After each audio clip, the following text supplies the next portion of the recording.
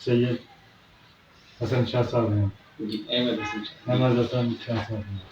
السلام علیکم. وعلیکم السلام شیخ صاحب. سر آپ کا تعلق پاکستان کے کس صوبے سے ہے؟ جناب میری پیدائش جو ہے وہ لاہور شریف کی ہے، اور میرا خاندان بھی جو ہے، میں 5ویں یا 6ٹھی پیڑھی ہوں جو لاہوری میں پیدا ہوئی. سو لاہوری سے تعلق ہے، لیکن لگ بھگ 28 سال پہلے اسلام آباد شفٹ ہو گئے. سر آپ کو شعبہ قانون کی طرف آنے کا خیال کیسے آیا؟ یہ ایک بڑی انٹرسٹنگ کہانی ہے، تھوڑا سی لمبی، اگر کہیں تو سنا دیتا ہوں. مختصر سی سوال.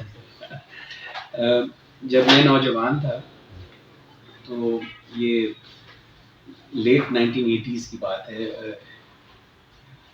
تب کمپیوٹر کا دور تھا اور سب کی خواہش تھی کہ وہ کمپیوٹر سائنٹسٹ بن جائے، تو میں بھی مختلف نہیں تھا. میری بھی خواہش تھی کہ میں کمپیوٹر میں اعلیٰ تعلیم حاصل کروں، تو میرے والدین نے مجھے امریکہ بھیجا کمپیوٹر سائنسز پڑھنے. تو جب میں وہاں پڑھ رہا تھا تو وہاں پہ میرے ایک آدھ اساتذہ تھے، انہوں نے مجھے کہا کہ تم جس انداز سے لکھتے ہو گے تو وکیل لکھتے ہیں، یہ کمپیوٹر والے تو لکھت پڑھت نہیں کرتے، تم نے کبھی سوچا ہے وکالت پڑھنا؟ میں نے کہا جی میں نے تو کبھی نہیں سوچا. تو یہ آئی گئی بات ہو گئی، میں جاری رہا اپنی تعلیم میں. لیکن پھر میں جب پاکستان چھٹیوں پہ آیا تو اتفاق سے گھر کے قریب ہی لاء کالج تھا، تو میں نے ویسے ہی شوقیہ اجازت لے کے کچھ کلاسیں اٹینڈ کرنا شروع کی، تو مجھے اچھا لگا، تو میں نے کمپیوٹر سائنس چھوڑ دی اور وکالت شروع کی. سر کیریئر کے زمانے میں کن شخصیات نے آپ کے رہنمائی کرنا؟ بہت لوگ ہیں، اپنے اساتذہ ہیں سب سے پہلے تو، جس میں اگر میں بڑی لمبی ہے، جس میں ڈاکٹر پرویز حسن ہے، محترم ریٹائرڈ جج ہیں سپریم کورٹ کے ساحر علی صاحب، وہ ہیں. اس میں مرحوم سلیم آفتاب صاحب ہیں، وہ لارڈ یونیورسٹی میں جج تھے.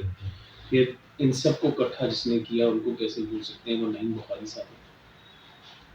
اور بہت لوگ ہیں جنہوں نے رہنمائی کی، پروفیشنل رہنمائی جس نے کی لاہور میں، وہ نجف حسین شاہ صاحب تھے جنہوں نے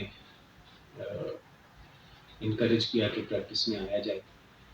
اور بہت ہیں سلیم. سر سول کورٹ سے لے کر سپریم کورٹ تک کا سفر کیسے محسوس کرتے ہیں؟ اب تو کل کی بات لگتی ہے، لیکن یہ کافی عرصہ ہو گیا. مجھے یہ محسوس ہوتا ہے کہ جس بھی کام کو آپ دل لگی سے کریں وہ بھاری محسوس نہیں ہوتا. تو اس لحاظ سے دیکھا جائے تو وقت کا پتہ نہیں لگا. لیکن وکالت پیشہ ایسا ہے کہ جس میں بہت محنت درکار ہے، اور نہ صرف محنت کسی ایک کیس میں درکار ہے، یہ مسلسل درکار ہے.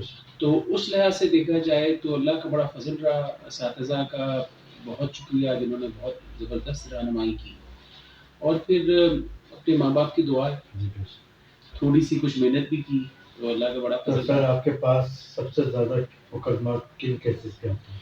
میں نے جو اپنی پریکٹس شروع کی نا اوریجنلی، وہ تو دیوانی کچہری میں شروع کی، لیکن پھر میں شفٹ ہو گیا جس کو کہتے ہیں ہم کمرشل یا کارپوریٹ لا کی طرف، اور وہ پھر میں کافی عرصہ کرتا رہا. اور اس کے بعد پھر ایک وقت آتا ہے کہ ہمارے پاکستان میں وکالت کا کچھ جو نظام ہے وہ کچھ اس طرح ہے کہ یہاں پہ اسپیشلٹیز ہیں، مگر آپ یہ نہیں فیصلہ کر سکتے بھی. وکلا کے لیے اتنی آسانی نہیں ہے کہ وہ ایک فیلڈ سلیکٹ کر لیں گے، جی میں نے اسی میں کام کرنا ہے اور اسی میں کرتے رہیں. تو ایز اے ینگ لوئر آپ کو مختلف مواقع ملتے رہتے ہیں، مختلف کیس ملتے رہتے ہیں. تو مجھے بھی ایسا ہی ہوا، تو میں کمرشل سول پہ زیادہ رہا اور پھر کچھ کانسٹیٹیوشن میٹرز.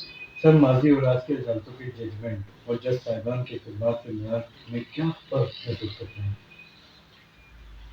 یہ ایک پیچیدہ معاملہ ہے. جو ججز کا معیار ہے وہ ہر ایک تو مطلب یہ سوسائٹی کا ایک ہے کہ ہر پیڑھی جو ہے وہ سمجھتی ہے کہ آنے والی جو ہے وہ تھوڑے قدرے کم ہے اپنے مقام میں. لیکن دیکھا جائے تو جوڈیشری جو ہماری ہے وہ متنازع تو ہمیشہ رہی ہے، اور ان میں کئی زبردست جج صاحبان بھی آئے ہیں اور کچھ متنازع جج صاحبان بھی آئے ہیں. تو کچھ امور میں، آئینی امور میں بڑے اچھے فیصلے بھی آئے ہیں، کچھ متنازع فیصلے نہیں آئے.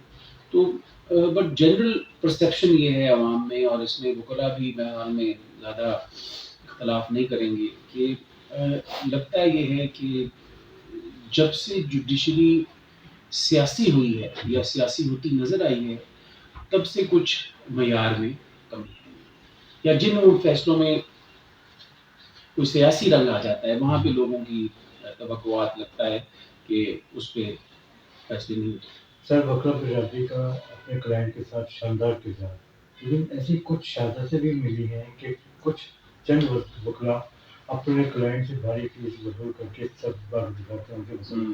یہ آپ نے بہت اہم نقطہ ہے جس کی نشاندہی کی. ہمارے یہاں پروفیشنل ایتھکس جو ہے اس کو اہمیت اتنی شاید نہیں دی جاتی جتنی باقی ممالک میں دی جاتی ہے. اب ایک تو یہ انڈیویجول کے لیے ہے، فرد واحد کے لیے ہے کہ وہ اپنے لیے ایسا معیار طے کرے کہ وہ اپنے کردار، جیسا کہتے ہیں گفتار اور کردار دونوں معیار نہیں ہونا چاہیے، تو وہ ہے. مگر جب ہم کسی پروفیشنل کی بات کرتے ہیں، کسی پروفیشن کی بات کرتے ہیں، تو یہاں پہ وہ ادارے جو ان پروفیشنز کو ریگولیٹ کرتے ہیں ان کا کردار بہت اہم ہو جاتا ہے. اب وکالت کے ضمن میں دیکھا جائے تو ہماری بار کاؤنسلز وہ ادارہ ہے جو پروفیشنل سٹینڈرڈز سیٹ کرتے ہیں. اگر ہم اپنی بار کاؤنسلز کا موازنہ دو پہلوؤں میں کریں، ایک ہم دیکھیں کہ باقی یا دیگر پروفیشنل باڈیز کیسے پروفیشنل معیار برقرار رکھتی ہیں پاکستان کے اندر. فار ایگزامپل اکاؤنٹنٹس کی ہیں، ڈاکٹرس کی ہیں، تو ان سے موازنہ کریں تو لگتا ہے کہ وہ زیادہ ایکٹیو ہیں بنسبت وکلاء کے.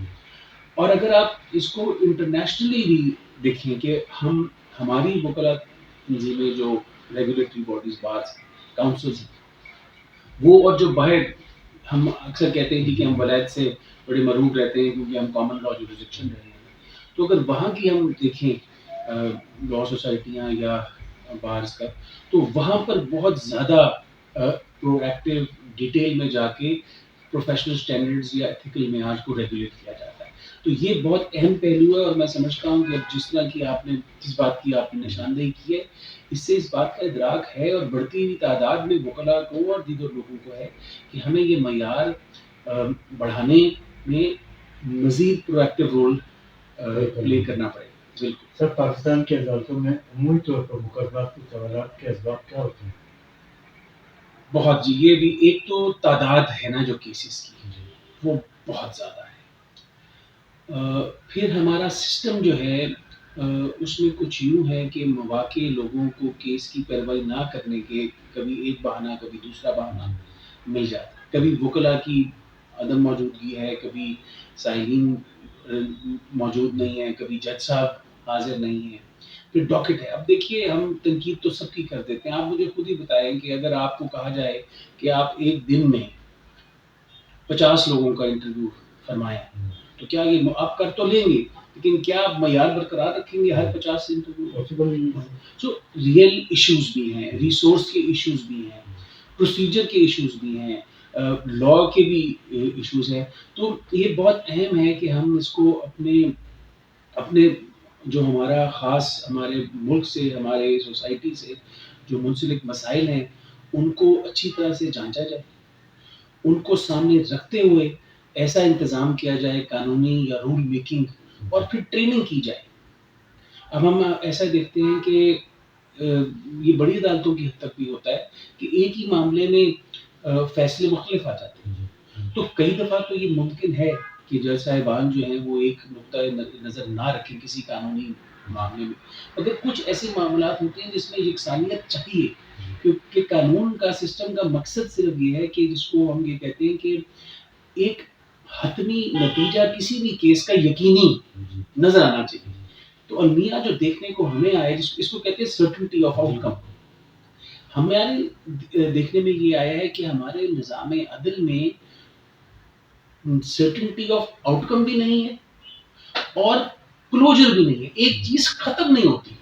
آپ سمجھتے ہیں کہ آپ کیس جیت گئے، اپیل خارج ہو گئی، لیکن پتہ لگتا ہے کچھ سال بعد دوبارہ سے کسی صورت میں وہی معاملہ ریوائیو کر جاتا ہے. تو اس کی وجہ سے جو قانون کی ایک خاص ایک جنگل کے قانون میں اور ایک سیولائزڈ قانون میں جو فرق ہے وہ یہ کہ ایک چیز کی سرٹنٹی آف آؤٹ کم ہے اور ایک کلوجر ہے. اگر یہ دو چیزیں نہیں ہوں گی تو افراتفری, اور اسی کی وجہ سے ہم سمجھتے ہیں کہ اضطراب ہے لوگوں کے. سر پاکستان کی عدالتوں میں تقریباً 25 لاکھ کے قریب کیسز التوا کا شکار, کلائنٹ پریشان, ذمہ دار کون؟ سب اس میں سنجھ. اب کیس ٹو کیس میں پتہ لگے گا کہ جج صاحبان زیادہ ہیں یا وکلا زیادہ ہیں یا سائلین خود زیادہ ہیں. یہاں پر ایکچولی لٹیگیشن جو ہے وہ ایک حربے کے لیے بھی استعمال ہوتی ہے. اس لیے سسٹم کے لیے بہت ضروری ہے کہ سسٹم میں یہ تشخیص کی صلاحیت ہونی چاہیے کون ایک بونافائیڈ لٹیگیٹر ہے. سر پاکستان کی عدالتیں تنقید کے نشانے پر کیوں؟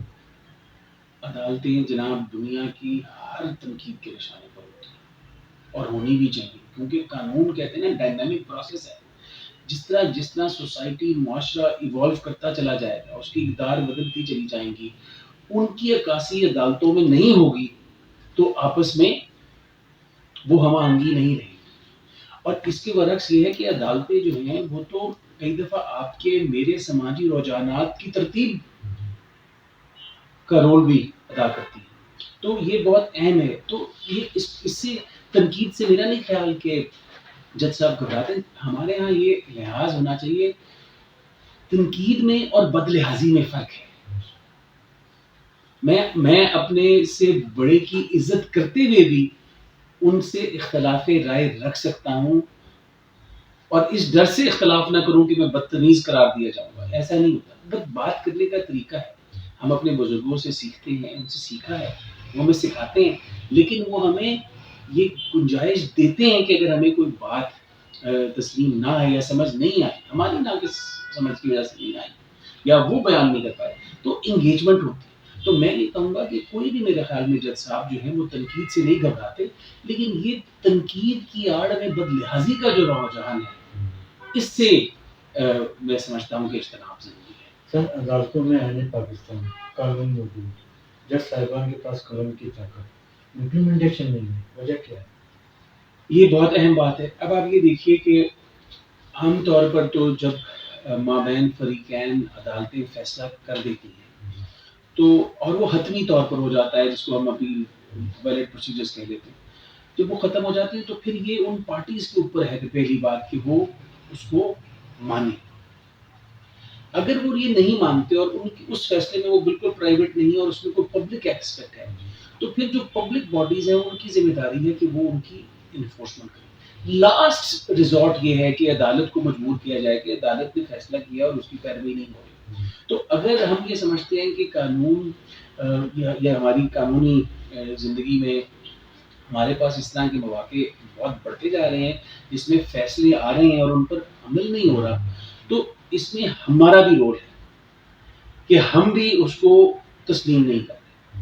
اور میں تو یہ سمجھتا ہوں کہ یہ انڈیکیشن ہے کہ جتنی دفعہ کنٹمپٹ فار ایگزامپل ہوتی ہے کہ جی میرے آپ نے آرڈر, آج کی تاریخ میں آج ہم نے بڑا پہلی دفعہ یہ کہ بس ہمیں ہو سکتا ہے اس سے پہلے ہوا ہو, لیکن جس نمایاں انداز میں آج ہم نے دیکھا ہے کہ ڈپٹی کمشنر لیول کے افسر کے وارنٹ گرفتاری جاری ہوئے ہیں. کیوں؟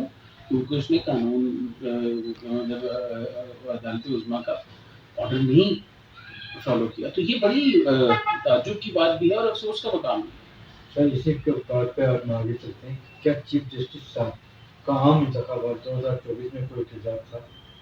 نہیں, میرا نہیں خیال ان کا آئینی تو کردار کوئی نہیں ہے, لیکن اب وہ کیس جو ہے جس میں میرا بھی انڈائریکٹلی ایک ہے اس کی وجہ سے ان کو کہا جا رہا ہے, ورنہ کسی بھی جج کا اس سے کیا تعلق ہے. سر آپ کے خیال میں کشمیر کمشنر پنڈی کے الزامات اداروں کو تباہ کر سکتے ہیں؟ دیکھیں یہ بھی بہت عجیب سا المیہ ہے اور یہ بہت عجیب سے حالات ہیں, کیونکہ میں وکیل ہوں, میری ٹریننگ یہ ہے کہ میں کسی کے بھی الزام سن کر ان کو منوان تسلیم نہیں کر لیتا. مجھے تحقیق کی ٹریننگ ہے, مجھے ایک پارٹی کی بات سننے کی عادت ہے, پھر دوسری پارٹی کی بات سننے کی عادت ہے, اور پھر عدالت کی معاونت کرنے کی عادت ہے کہ جی دونوں کی ورژن سن کر اس میں سے جو سچ ہے وہ